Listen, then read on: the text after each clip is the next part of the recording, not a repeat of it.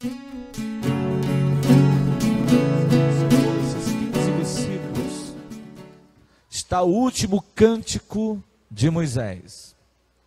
Moisés, que foi escolhido por Deus, teve uma grande chamada essa que foi específica, e através da vida de Moisés, o Senhor fez muitas proezas. O Senhor também mostrou-lhe o lado bom e o lado ruim do povo.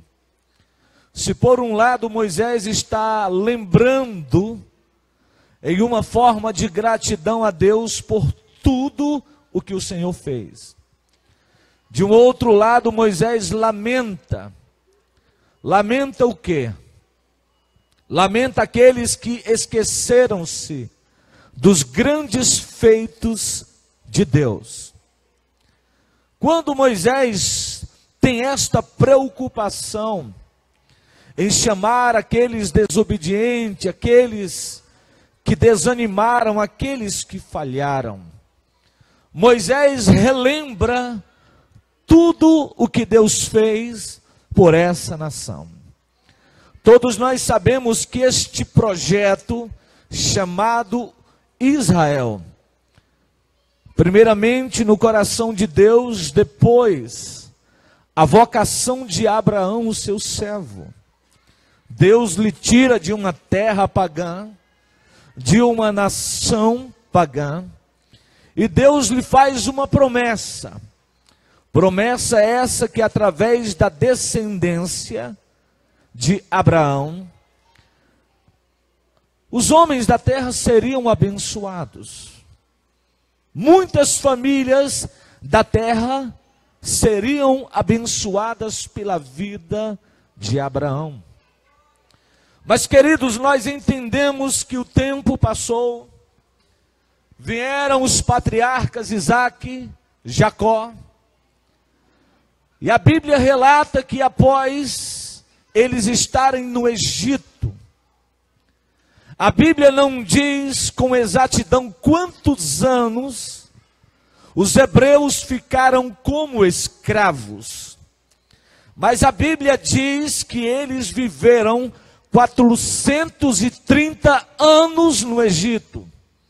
Nós não temos o tempo exato de escravidão, mas nós sabemos pela Bíblia que os hebreus estavam vivendo já um tempo complicado, porque o povo hebreu se multiplicava muito, e através da mão de obra hebreia se construíram as grandes cidades egípcias, e o povo clamava por um Salvador, o povo clamava por uma libertação, o povo clamava a um Deus que eles mesmos não conheciam, a um Deus que eles não tinham a menor experiência de quem seria.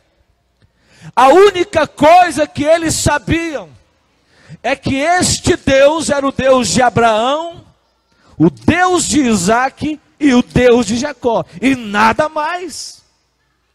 Eles não tinham uma perspectiva sobre esse Deus.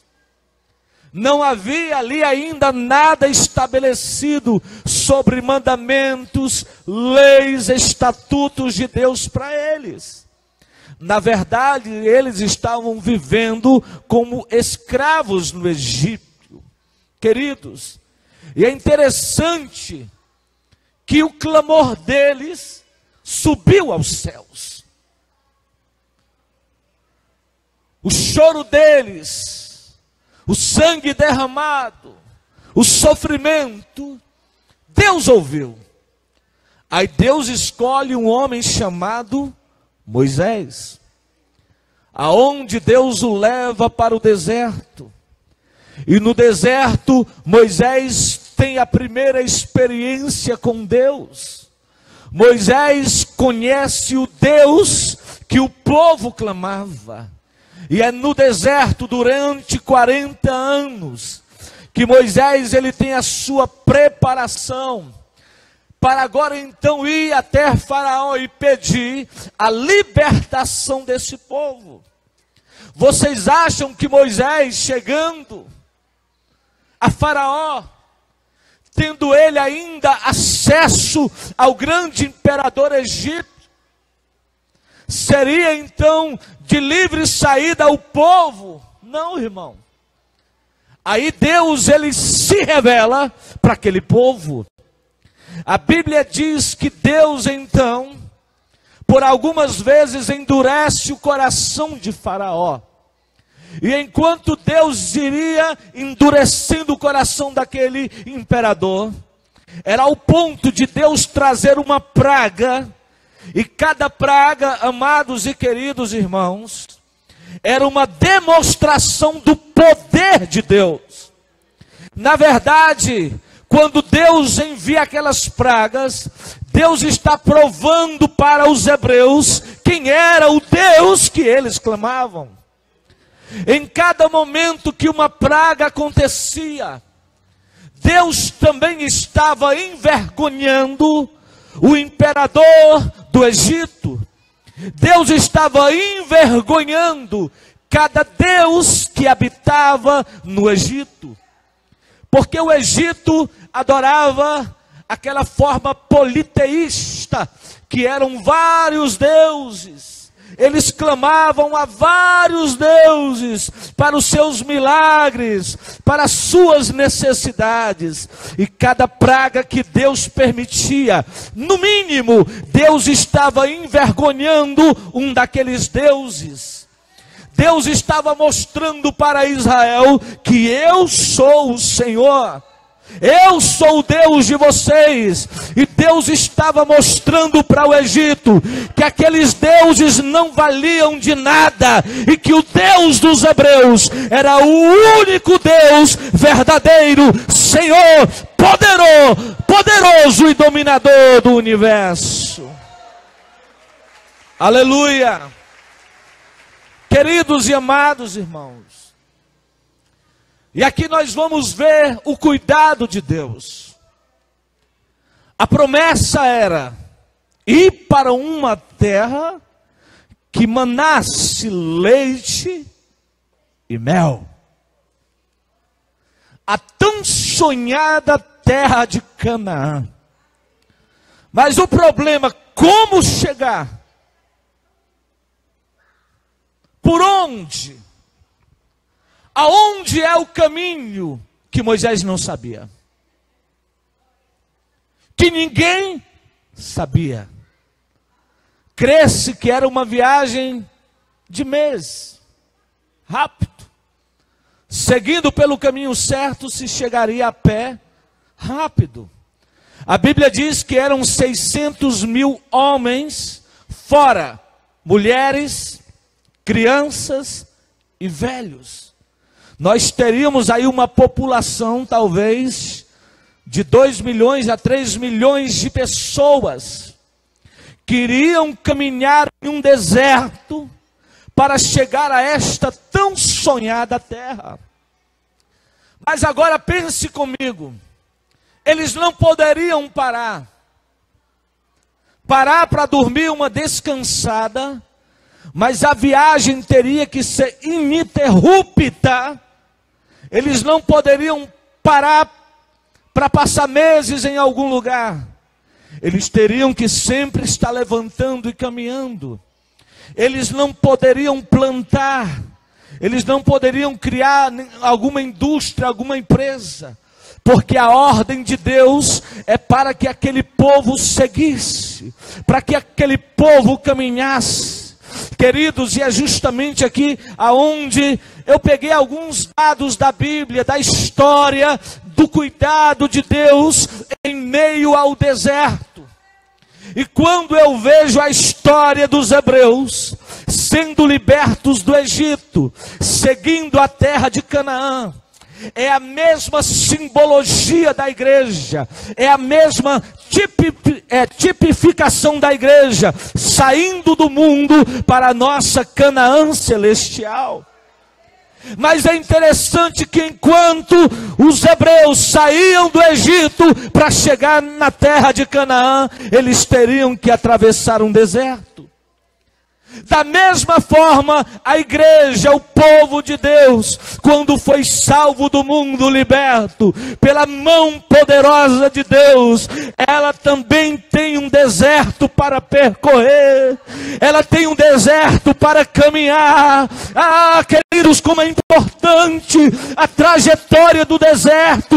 O deserto vai nos ensinar muita coisa, o deserto vai nos dar lições de vida, o deserto vai nos dar estratégias de guerra. É no deserto que os verdadeiros homens de Deus são provados para depois receberem a recompensa de Deus.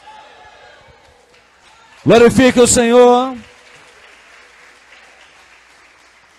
Eu peguei aqui umas 6 lições do cuidado de Deus com o seu povo. Está tudo na Bíblia, depois você vai acompanhar.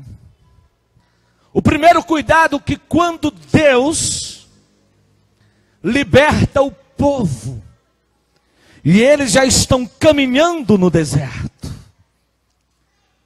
sabe o que é que eles encontram na frente? Um grande mar vermelho. Já é uma dificuldade. Mas a dificuldade aumenta quando eles ouvem barulho de carros de guerra. É o grande exército de Faraó que vem atrás. E agora?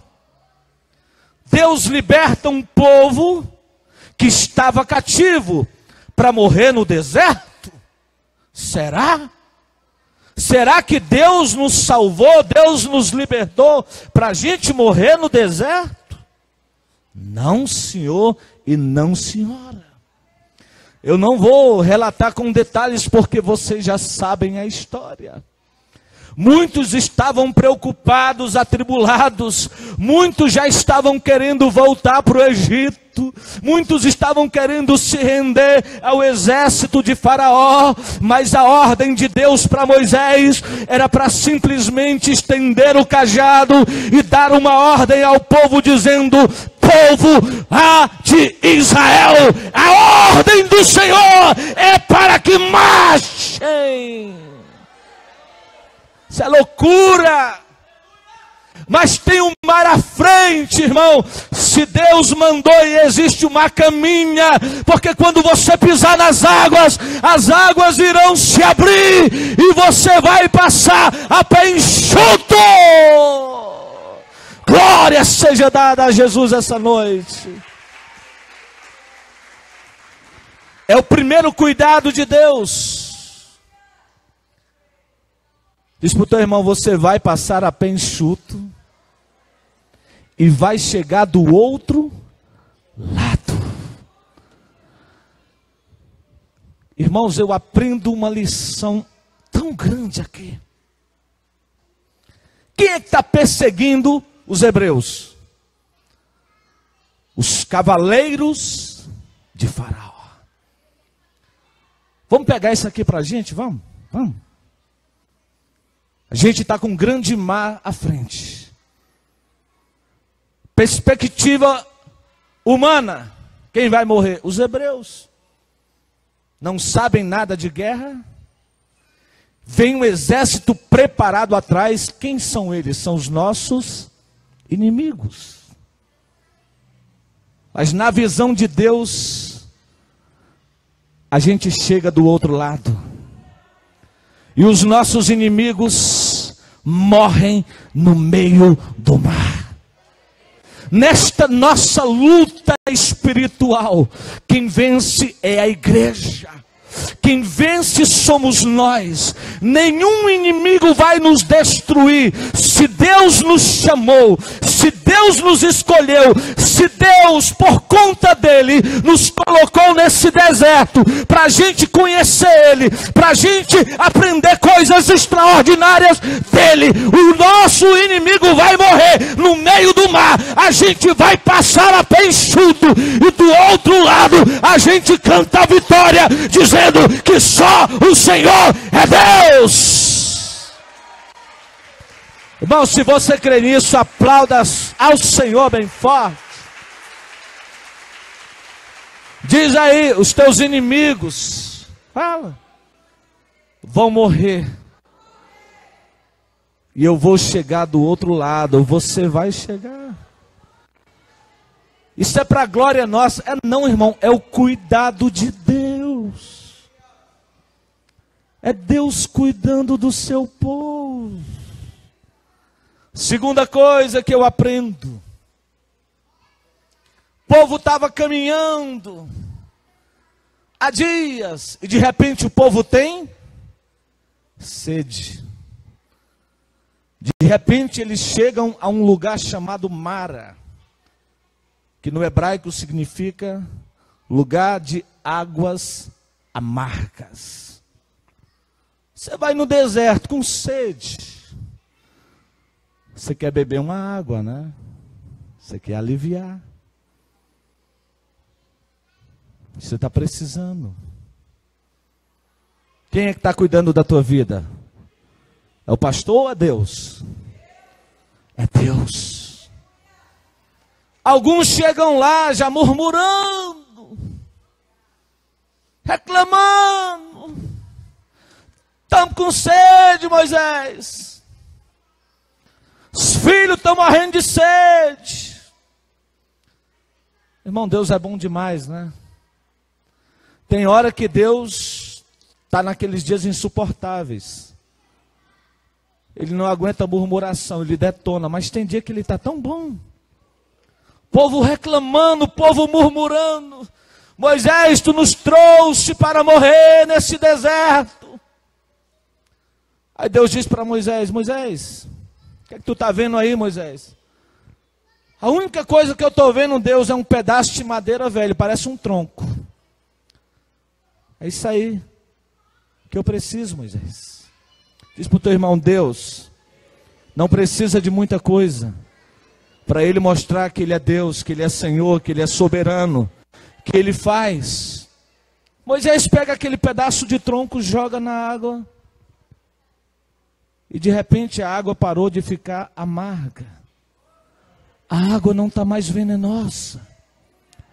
Virou água Indaiá, de primeira classe, potável. É o que Deus vai fazer contigo nesse deserto. Quando você estiver já cansado pensando que é o fim, aí você vê, não, só tem água amarga. Na minha frente só tem água venenosa. Não te preocupe. É Deus que vai cuidar da tua vida, rapaz. Para de se preocupar com o teu amanhã. O que vai ter na frente. Deus é soberano. Deus é dono do tempo. Deus é dono do agora. Deus é dono do amanhã. Se você pertence a Ele, fica no cuidado do Senhor. Fica na dispensação de Deus. Ele vai cuidar da tua vida, meu irmão. O povo começou a beber água, matar a sede, que maravilha. Renovou as forças, começaram a caminhar. De repente bateu aquela fome, dias, todo mundo com fome.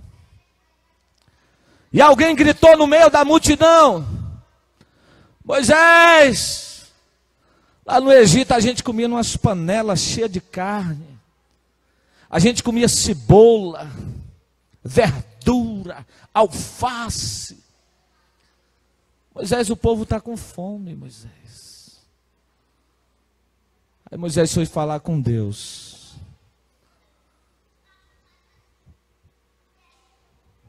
Faz o seguinte, de manhã manda eles ir ao campo. Aí foram, escute. Chegaram lá após o orvalho da manhã. Estava tudo branco, branco, branco, branco, branco.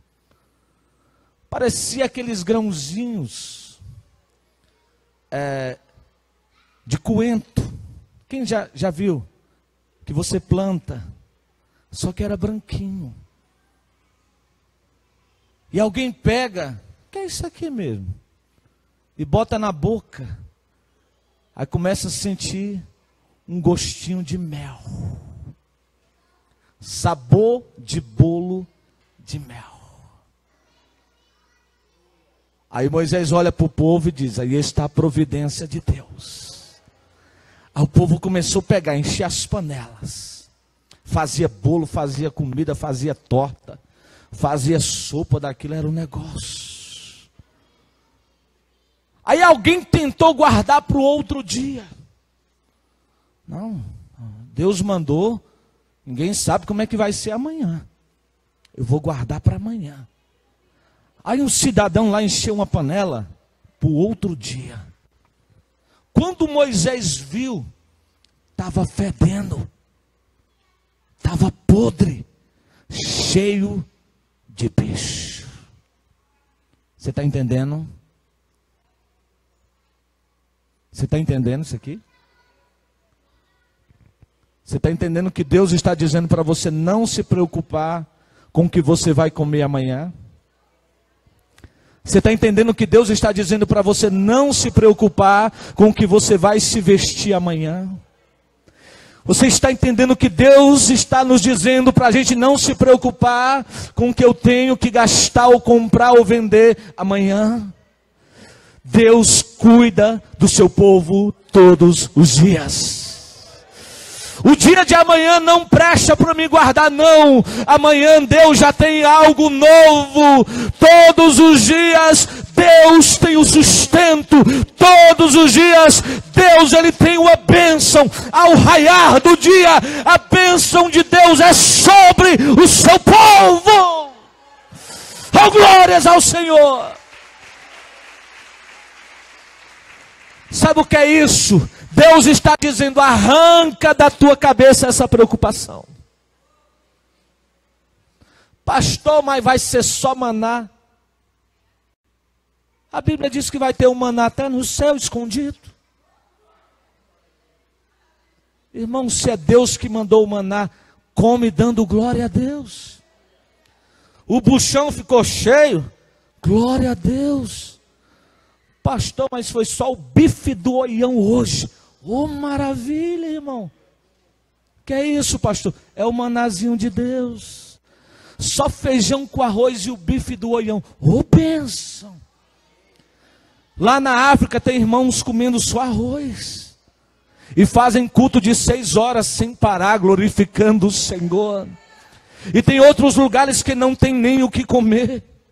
Seja grato pelo que o Senhor te dá todos os dias. Deus está dizendo: não vai faltar farinha na tua panela. Não vai faltar com que você se alimentar. Você pode morrer de outra coisa, mas de fome você não morre, porque há um Deus que é zeloso, há um Deus que cuida, há um Deus que nos tira do mundo, coloca no deserto, e no deserto todos os dias Ele tem a provisão, Ele tem o cuidado, Ele opera um milagre, Ele faz o que for preciso para a gente chegar do outro lado. Oh, glória seja dada ao Senhor. Era a porção de cada dia. Puxa vida, acabou. E amanhã? Amanhã é um outro dia. Diz para o teu irmão: amanhã Deus manda de novo. Se Ele não mandar, Ele usa alguém. Mas tem uma coisa: Ele não vai te esquecer. Ele não vai te abandonar. Ele vai te provar, mas esquecer não. Você é cuidado por Deus essa noite, é? Você pode testemunhar os feitos de Deus na tua vida? O cuidado dele na tua história? Lembra aí coisas que Deus fez na tua história? E você pergunta: como foi? Há um Deus soberano que cuida. Há um Deus soberano que vela todas as coisas. O povo estava comendo muito maná. e estava com vontade de comer carne. Ué, Moisés, maná é bom, né? Bolo de mel, gosto. Mas a gente queria assim, cortar uma carne no dente. Você crê que Deus manda carne do céu? Amém? A ordem para abrir o mar vermelho foi da terra ou do céu? Do céu. O maná caía da onde? Do céu. Você crê que carne cai do céu? Você crê? Deus deu só uma ordem a umas bilhões de cordonizas. Elas estavam longe e Deus muda o percurso aí. Está vendo aqueles 3 milhões de famintos? Faz um arrastão lá. O primeiro arrastão quase mata eles. Deus mandou além da conta. Mas depois Deus mandou sobre medida. E agora eles tinham todos os dias maná e codorniza. Uma carnezinha para variar. Não é bom, irmão João? Olha, Deus está mudando o cardápio da nossa vida. Aleluia, Deus vai cuidando. O problema do perigo do deserto é você não murmurar. É você não reclamar, porque de vez em quando se levantava uma turma de murmuradores e ficava para trás. E aqueles que passavam caladinho na provação, Deus ia dando condições. Deus ia cuidando, Deus ia velando, Deus ia provendo cada dia o sustento. Irmão, o murmurador, ele nunca vai conseguir chegar no seu ápice. Ele nunca vai conseguir chegar no final. Mas se você espera em Deus, Jesus está doendo. Jesus, está difícil. Mas eu não vou reclamar. O salário desse mês foi tão pouco. Jesus, mas vai dar certo. Aumentaram as dívidas. Faltou tudo. O carro quebrou. Isso, aquilo. Irmão, vai caladinho. Que tu vai chegar do outro lado. Se tu reclama muito, vai piorar mais. É perigoso de vez em quando sair umas serpentes do deserto, venenosa. E as bichas são doidas por crente murmurador. Elas mordem e matam. Aí só muita misericórdia para Deus permitir levantar uma serpente de metal numa haste. Para você poder olhar para ela para ficar bom. Enquanto Deus faz isso, muitos já morreram. Olha o cuidado de Deus. Queridos, outra coisa extraordinária que eu vejo no cuidado de Deus é que aquele povo acampava, levantava, havia um tabernáculo móvel para que não pudessem demorar muito tempo. E Deus fez algo muito bom. Na saída daquele povo, Deus disse: eu vou ficar com eles. Deus se transformou numa nuvem. Em quê? Está na Bíblia, irmão. Está na Bíblia. Deus diz: eu vou em forma de uma nuvem. Uma coluna de nuvem. Sabe para quê? Para que quando eles estivessem no sol do deserto, que chega de 40 a 50 graus Celsius, a sombra de Deus estivesse sobre ele. A sombra do Senhor repousasse sobre ele. Qual é a melhor condição? Andar no sol ou debaixo de uma sombra? Qual é a melhor coisa? Andar num carro sem ar-condicionado ou um que está bem climatizado? Olha, é bom, né? É o que Deus faz com o seu povo. Assim Deus faz com a sua igreja. O povo segue uma semana caminhando, a coluna de fogo vai. O povo para, a coluna para. A coluna para, o povo para. é Deus cuidando. Aí à noite, o que é que Deus fez? Deus fez algo mais extraordinário. Deus se mostra como uma coluna de fogo. O que é que fogo faz à noite? Duas coisas. O fogo serve para resfriar o frio, porque se o deserto durante o dia chega a 50 graus, à noite ele pode chegar a 0 graus Celsius e até abaixo de 0. Aí duas coisas importantes. Deus se apresentou como coluna de fogo. Durante a noite eu vou aquecer vocês. E durante a noite eu vou alumiar o caminho, que era o propósito principal. O propósito principal era Deus estar clareando o caminho, porque eles não poderiam parar. Caminhava de dia e à noite estavam caminhando. Isto representa o que para nós? Que Deus em todos os momentos, no dia, na noite, Deus está do nosso lado, durante o dia cuidando, durante a noite guardando, guiando, protegendo, alumiando o nosso caminho, para a gente não parar, para a gente não voltar, para a gente não desvanecer, mas para a gente seguir até o fim. Glorifique o Senhor essa noite. Queridos, e no verso de número 32, já vou encerrar. É tanta coisa que Moisés conta aqui, né? O verso de número 10, para encerrar. Olha como é que Moisés aqui explica. Achou na terra do quê? Diga, deserto. E num ermo solitário. O que é um ermo solitário? É um deserto inabitável. Só o que tem lá é feras, escorpiões, perigos. Deus coloca o seu povo justamente neste deserto. Trouxe-o ao redor, instruiu e o guardou. Como? Como a menina dos seus olhos. O que é que isso quer dizer?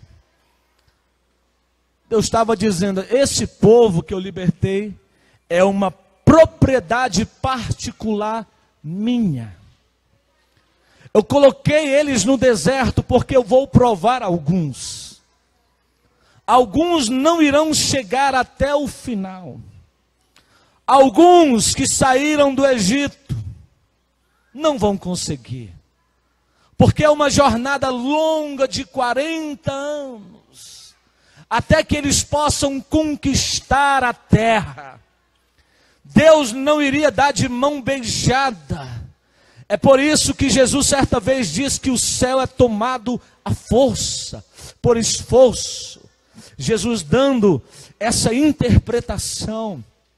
Queridos e amados irmãos, olha como Deus está dizendo para aquele povo: vocês são a menina dos meus olhos. Na tipologia bíblica, Israel é comparado com a esposa de Deus. E se nós compararmos na interpretação bíblica, hoje, esta menina dos olhos, nós vamos ver ela como a igreja do Senhor.